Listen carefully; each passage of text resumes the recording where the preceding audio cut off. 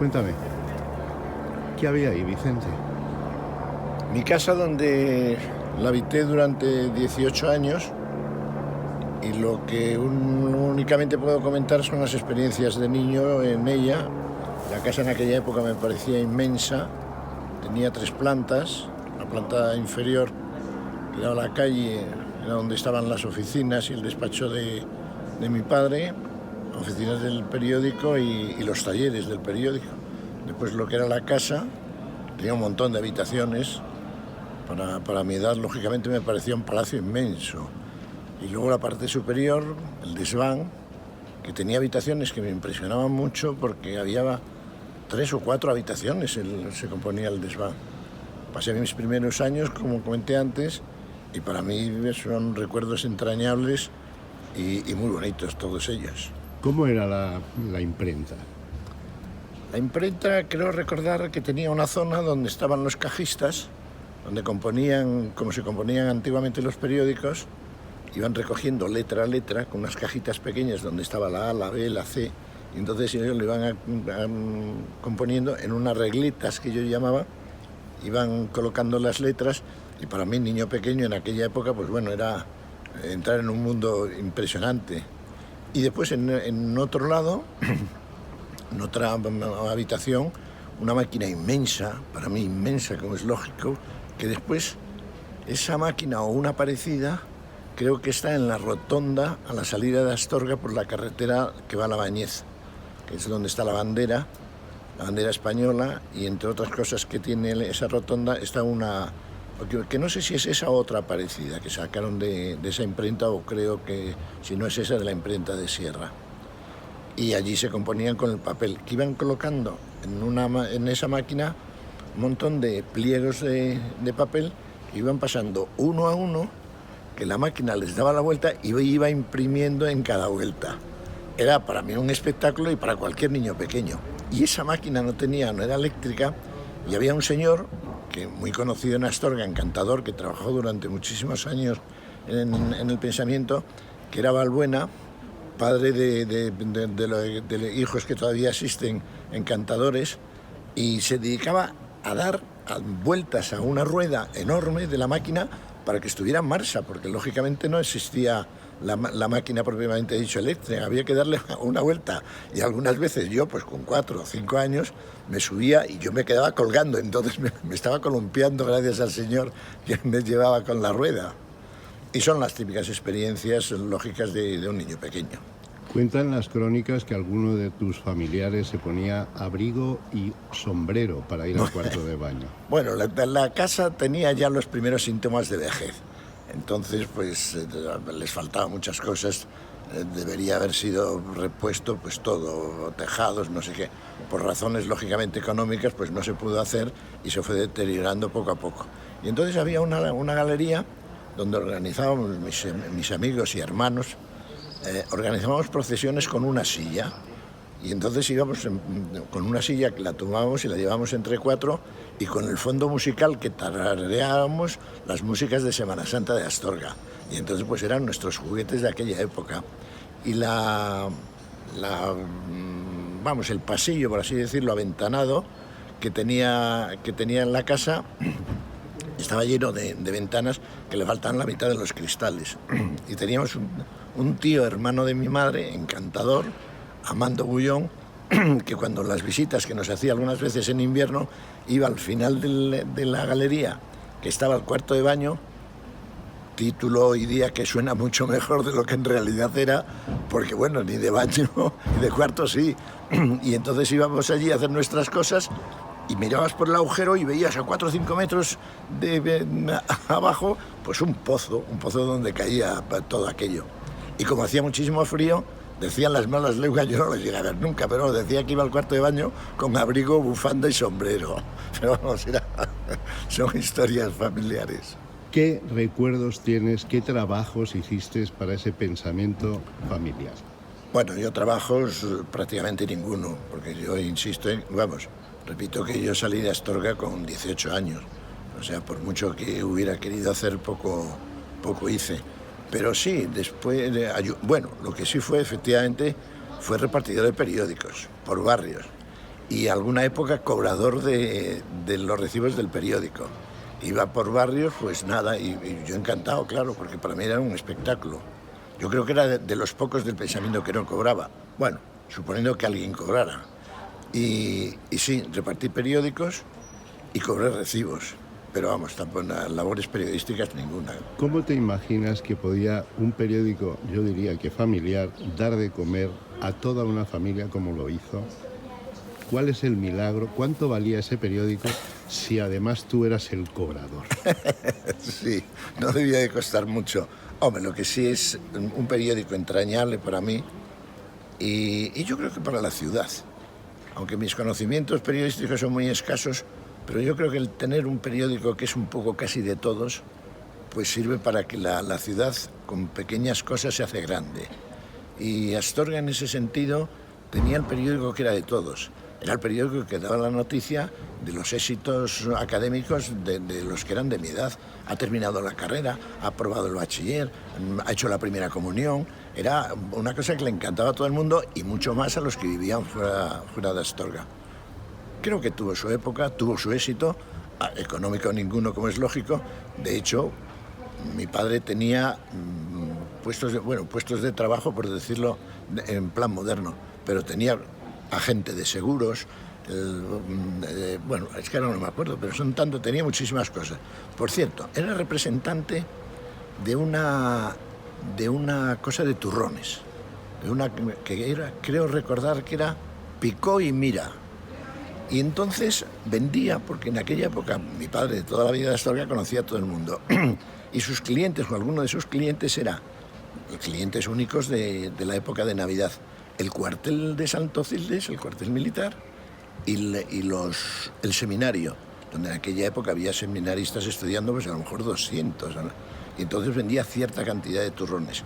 Y nunca cobraba en metálico, sino en especies. Y entonces teníamos unos turrones fantásticos en casa. Decíamos, qué maravilla, pero los turrones más numerosos y más ricos del mercado. Y era porque cobraba en especies. Y como eso, pues todo lo que conseguía era era secretario de la azucarera de La Bañeza. Secretario de algo, de la azucarera.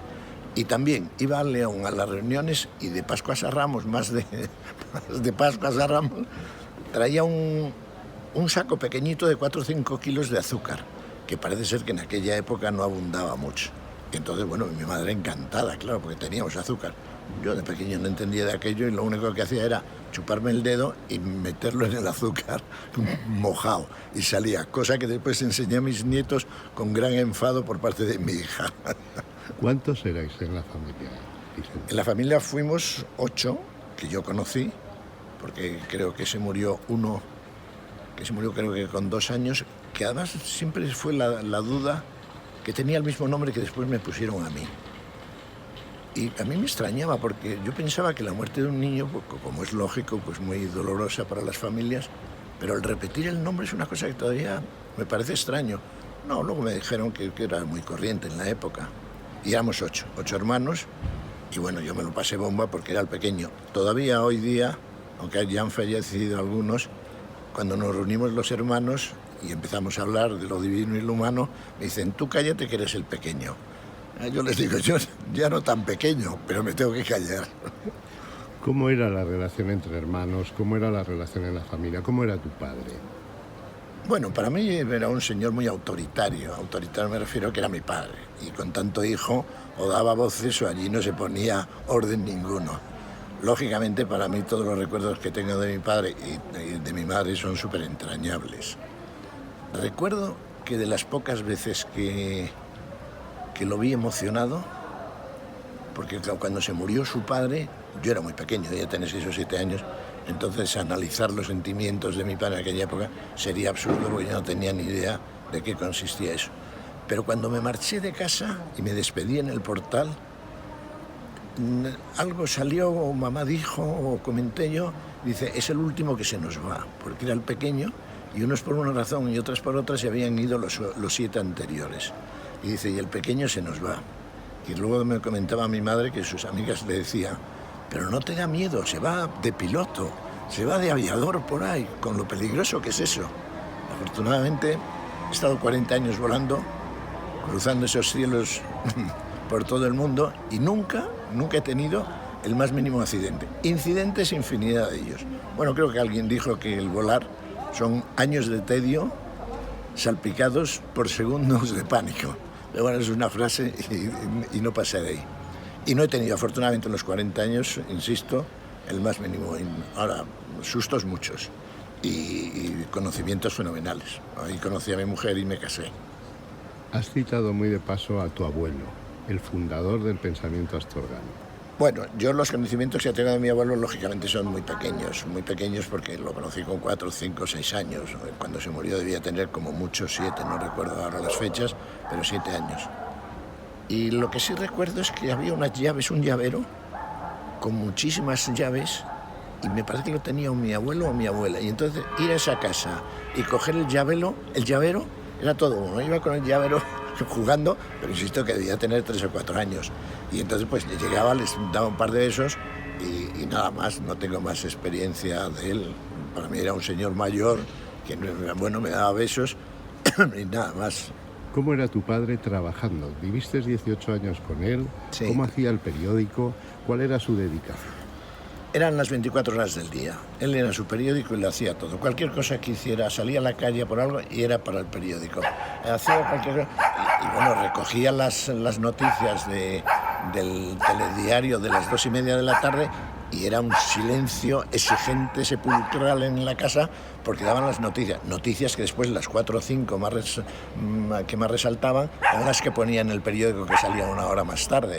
Entonces eso sí, pero la dedicación de mi padre al periódico era total. Por las mañanas salía y no salía a pasear, no, salía al ayuntamiento a ver si había noticias, al juzgado para ver los últimos nacimientos, a no sé qué sitio siempre era todo fue una dedicación al periódico. De hecho, quiero recordar que alguna vez mi madre o él mismo me parece que había salido de Astorga algo así como 1 o 2 veces, porque el periódico no podía salir si no estaba él.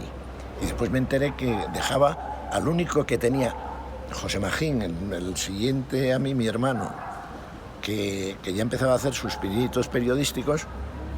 Se marchaba mi padre y prohibido terminantemente dirigir nada. Y entonces le llamaba a don Pedro Martínez Juárez, un sacerdote encantador y toda una autoridad, tanto eclesiástica, porque me parece que también coqueteó con lo civil, y le dejaba solamente a él porque consideraba que era el único capacitado para estar 24 horas sin director un periódico. Hoy me hace gracia cuando existen periódicos que por no tienen ni director, pero bueno, eso es otro tema. Era un trisemanal. ¿Cuánto se tardaba en tirar ese periódico? El hacerlo 24 horas, bueno, hacerlo, el recoger de todo y tirarlo pues era 1:30, 2 horas como mucho, porque eran 1.500, 2.000 me parece que eran 2.000 ejemplares, iban papel a papel, uno a uno. Entonces pasaban la máquina y otro cuando se aldea terminaba de doblarlo y después otro pegaba unas cosas que era la dirección de los suscriptores, pero que había que cortar, que la cortaban mis hermanas en casa antes, una a una. Y entonces con un pegamento que creo recordar que era harina y agua y era engrudo. Y entonces lo untaba y ¡pam! Y salía. Y entonces eso sí, yo colaboré mucho en llevar montones de periódicos a correos. Ibas con un montón debajo de cada brazo, con las pegatinas esas que hacían mis hermanas, y lo llevaban para mandar los periódicos a correos. ¿Hoy decir Revillo en Astorga es un santo y seña? Bueno, no un santo y seña, pero sí un recuerdo cariñoso. Por mi padre, por mi abuelo, lógicamente, y luego pues, por el pequeño puesto que hayamos ido dejando todos los hermanos. Somos muchos, o éramos muchos, ya falleció el primero, Gonzalo, que fue el primero que dio las primeras alegrías profesionales, por decirlo de alguna forma, que ascendió a general, cosa que no puso presenciar mi padre porque ya había fallecido. Y hubiera sido para mi padre, su hijo general, ¡buah! Y después Juan Mari, tu padre, encantador. Ese es el único que le dejaba publicar lo que quisiera, yo creo que sin leerlo. Porque a José Magín, que empezó, como comentaba antes, sus pinitos periodísticos en el fútbol, siempre le decía, ¿pero qué pasa con el Astorga? Siempre tiene la culpa el árbitro cuando pierde. porque el José Magín, como buen nacionalista, había que defender a la Astorga. Que ya por aquellas épocas los pobres no tenían muchos éxitos, pero bueno, eran cosas del fútbol. Vicente, ¿cómo trabajaban tus hermanas? ¿Trabajaban todas en el periódico? No, más que trabajar ayudaban. No había trabajo explícito para algo. Lo que sí había era en las pegatinas que había que poner en los periódicos, que ellas las recortaban en unos pliegos donde estaban la dirección de los suscriptores y las iban recortando. Y eso era después de la comida, el día del periódico, pues estaban media hora, iban poniendo montoncitos, la Cabrera, el no sé qué, no sé cuánto, y ya los iban pegando y los llevaba a correos. No era un trabajo para el periódico, era una ayuda, una de tantas. Hay algo que nunca me he explicado. Hablaba tu abuelo, tu padre, de la competencia. ¿Por qué en una ciudad como esta, tan pequeña, tantos periódicos y tantos periodistas? Pues nunca lo entendí, insisto, porque a mí me tocó toda la historia del periódico de pequeño, entonces tampoco hacía cábalas. Pero sí recuerdo una cosa. Yo miraba con cierto respeto a un profesor, encantador, sacerdote, que era Fidalgo, Ernesto Fidalgo, que me daba clases. En aquella época los profesores del instituto te daban clases de todo. Lo mismo me daba de latín que de religión, que de no sé cuántos. Y yo siempre pensaba que como este era director del periódico contrario, entre comillas, pues a lo mejor me iba a tener ojeriza ya. Nunca tuve un profesor que se dedicara más a que yo aprobara. Le costaba mucho trabajo porque yo fui muy mal estudiante. Y entonces, pero era un señor con un respeto hacia mí, el posible respeto que se puede tener a un chaval de 10 o 15 años, ¿no? Porque me daba clases de bachiller. Y era encantador. Y después me enteré de que sí, que efectivamente, que existían las pequeñas cosas entre los periódicos y una trifulca que hubo con las emparedadas y que el otro decía que había que tirar Santa Marta porque así se veía mejor la catedral. Pero bueno, esas eran cosas locales que a mí me alcanzaban de niño pequeño, o sea que no podía analizarlo. ¿Cómo era la vida en Astorga en los primeros años, en tu niñez? ¿Cómo eran sus calles? ¿Cómo eran sus gentes? Hablamos de 1940, los 40, los... Sí, yo nací en los 40. Era una vida de ciudad pequeña. Y cuando digo ciudad pequeña, lo digo con cierto orgullo, porque todo el mundo era un pueblo. No, Astorga siempre fue una pequeña ciudad. No sé por qué, pero tenía cierto título que se lo daba su personalidad, que se lo daba su gente, que se lo daba pues 50.000 cosas que no tenían otras. Después de mayor me he enterado que nos tienen, bueno, eso lo digo en bromas, cierta fobia en León porque dicen, esos son los elegantes, esos son los cultos, esos... Hubo una niña guapísima de aquí, que no digo su nombre, que un día digo, hombre, hace mucho que no vas por Astorga, y dice, es que últimamente hay mucha boina. Me encantó lo de la frase. Y mucha boina, pues te puedes imaginar a qué se refería. Pues que hay mucho... Pero después, hoy día, por ejemplo, tienes actos culturales, un día sí y otro no. O sea, que eso dice mucho en favor de Astorga. De aquí es Leopoldo Panero, de aquí son los Claro. Carro Celada. Y luego encima para mí era encantador, porque Carro Celada me tocó después, pero Leopoldo era de la familia. Recuerdo que un día, ya siendo yo mayor, con 16, 17 años, estaba en uno de los bares de Astorga, iba a tomar un vino con mis amigos y entré y estaba Leopoldo. Y me para y me dice, ¿tú quién eres? ¿El torero o el otro? Y digo, yo soy el otro, porque José Magín, mi hermano, el que me sigue, había hecho sus primeros pinitos en la tauromaquia. Y sí, mató un toro. Bueno, mató un toro. Asesinó a un toro en la Plaza de Toros de Astorga con Gerardo. Gerardo Gabela, que era su hija, era, pobre hombre, se murió, era nuestro amigo, uno de tantos amigos. Y el día de la corrida de toros bajaban en un taxi, que no sé quién les pagó, porque allí no había ni un duro para esas...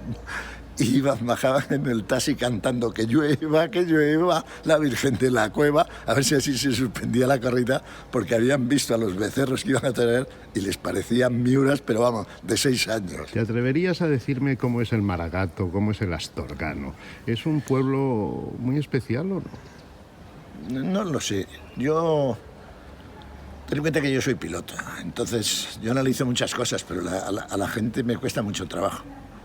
Creo que tiene señorío el Maragato. Puede que tenga muchas más virtudes y, lógicamente, sus defectos, pero es señorío. Que todo un país se fíe, que hoy está muy de moda eso, se fíe de unos señores para llevar en carro hasta dinero del banco, que fue de las muchas cosas que hicieron los maragatos que transportaban cosas, que además a mí siempre me dicen, yo soy un maragato de los de la buena época. Ellos llevaban mercancías y demás y yo llevo pasajeros. O sea, yo soy un arriero del aire. Sí, una vez me dedicó un libro, bueno, no a mí, se lo dedicó a mi mujer Esteban Carro y le dice Marinera del aire y se lo dedicó a mi mujer. Recuerdo en una feria del libro en Madrid. Efectivamente, he sido, bueno, porque ya estoy jubilado, he sido arriero de muchísima gente por todo el mundo. Y estuve luchando, pero nada, no pude porque, claro, yo era uno de tantos. Estuve luchando porque me hubiera apetecido el haber logrado que uno de los muchos aviones, tanto de Iberia o de Aviaco, donde yo he trabajado, llevara el nombre de la ciudad de Astorga. En aquella época hubo una época en que pusieron nombres a los aviones, nombres de ciudades, y nunca pude. Bueno, un día sí, porque me entró la azafata en camino y dice, comandante, llevamos un avión que no tiene nombre. ¿Qué digo? Digo, dígale que van en el ciudad de Astorga. Pero fue solamente un vuelo, y nunca lo olvidaré, de Barcelona a Santiago de Compostela. Los pasajeros no sé si se enteraron, pero la azafata dijo que volábamos en el avión Ciudad de Astorga. Vicente, yo creo que mucha gente dirá, hombre, un piloto, estamos viendo una casa en ruinas, vamos, lo que fue tu casa, un periódico que murió. ¿Nunca tuviste la tentación de comprarlo todo? Bueno, primero lo de la fama de comprar los pilotos deja mucho que desear. Qué duda cabe que en aquella época yo tuve la gran suerte del boom turístico y del boom de las compañías aéreas y el boom de todo. Y teníamos buenos sueldos, indudablemente. Comparado con los de hoy, excelentes sueldos. Pero nada más. O sea, eso de comprar, aquí hay grandes terratenientes y podían haber comprado otro. Sí, me hubiera gustado que se hubiera mantenido el periódico. Era una obra de mi abuelo y de mi padre. Pero después, conflictos familiares, conflictos económicos, demasiados follones. Y yo no tengo ni idea de negocios de ningún tipo. ¿Tuvisteis que ayudar en algún momento a tu padre a que el periódico fuera realidad, que pudiera seguir manteniendo viva esa llama que encendió su padre? Yo en la medida que pude sí hice y creo que sí. Pues no sé, hubo una época que había el problema del papel. El papel parece ser que era lo más costoso y más difícil de conseguir.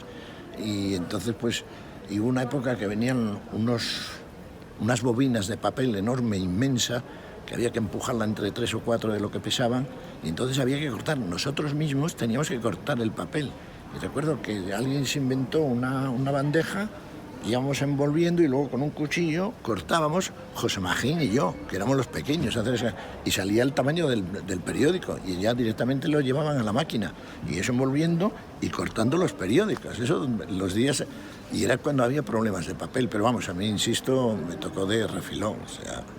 ¿Tu padre comentaba los problemas, cuando ya fuisteis mayores, los problemas que tenía del periódico o se lo tragaba él todo? No, nunca supimos ni de problemas, o por lo menos, insisto en que yo era el pequeño, o sea, que a mí las noticias me llegaban cuando leía el periódico. Antes nada, en la vida el más mínimo, que luego me parece que ha sucedido en mucha España, que siempre me ha chocado o me ha llamado la atención el que, por ejemplo, de la guerra civil en Astorga nunca se dijo nada, ni bueno ni malo. Bueno, de bueno sí, pues lógicamente pasa Franco y le organizan un arco con mantecadas de Astorga, pero bueno, eso es lógico. Si llega hoy el rey, pues le harán otra cosa por el estilo. Y si llegara la República, pues le harían otra manifestación. Espero que no, pero bueno. Y entonces no, pero nunca me enteré de los problemas, primero porque era muy joven y segundo porque es que después de mayor ya he hablado con mis hermanos mayores y tampoco les comentaba nada.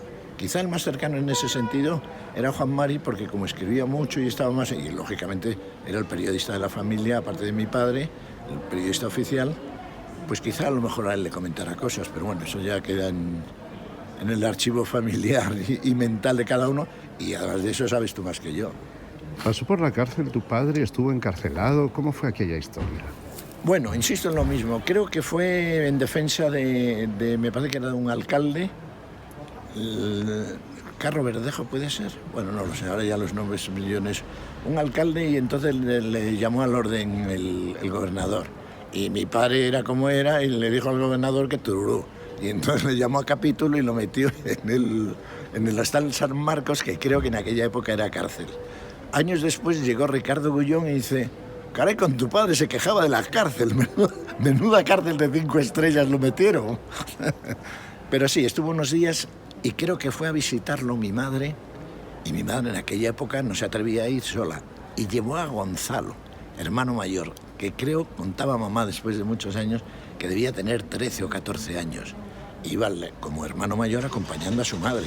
Iba como, vamos, no se puso correaje porque no tenía, pero si no hubiera ido con correaje como autoridad que defendía a su madre. Y debió de estar 3 o 4 días, ahora sí lo soltó, porque también otra vez tenía, eso me apetece contarlo, mi padre era monárquico, pero monárquico de pies a la cabeza. Pero antes de que existiera la monarquía, no después, que resulta que ahora somos todos monárquicos desde antes de la guerra. No, era y felicitaba a los reyes. Y recuerdo que un día puso una noticia de esas cosas que puso, pues yo qué sé, lo había leído en algún sitio. Ha llegado a Estoril, su casa donde reside, el príncipe de Astorga, no el príncipe de Astorga, don Juan de Borbón y Battenberg. Y lo lee el gobernador civil en León y dice, mira lo que ha puesto el pensamiento. Y dice, las cosas de Revillo, hay que dejarle que lo que le diga. Recuerdo el comentario, pues me lo comentaron muchas veces. Y después pues mandaba mantecadas a los reyes a Zarzuela, mandaba, bueno. ¿Cómo era tu padre periodista? ¿Recuerdas algún detalle? Bueno, no. No necesitaba, tengo entendido, ni enseñar el carné. No, eso sí es cierto. Yo creo que era un hombre que amó desde muy pequeño su profesión. Siempre presumía que el primer artículo que había escrito, que le publicó su padre en el periódico, fue cuando se murió el pobre matador de toros, que era de Valencia, me parece que se llamaba, no recuerdo ahora el nombre, y se murió. Y entonces mandó la crónica a la agencia, a la que fuera, y que fue el primer reportaje que hizo y lo firmó. Y siempre nos comentaba, ese fue el primero de mi vida. Y debió de ser, pues debía tener 18 o 19 años, vamos, él. ¿Cómo definirías, cuál dirías que era el pensamiento astorgano, la ideología del periódico?